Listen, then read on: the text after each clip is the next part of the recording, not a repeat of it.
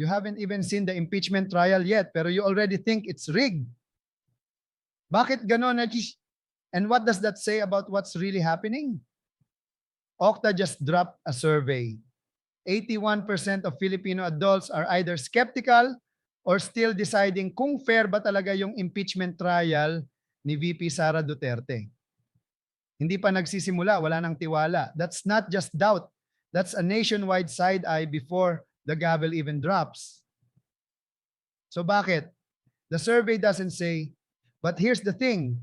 When 8 out of 10 Filipinos can't trust the process before it starts, the trial's credibility is already wounded.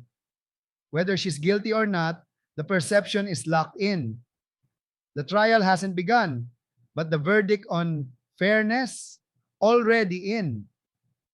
If you want to stay updated on what's actually unfolding, we break it down daily. Subscribe. Turns out you weren't skeptical for nothing.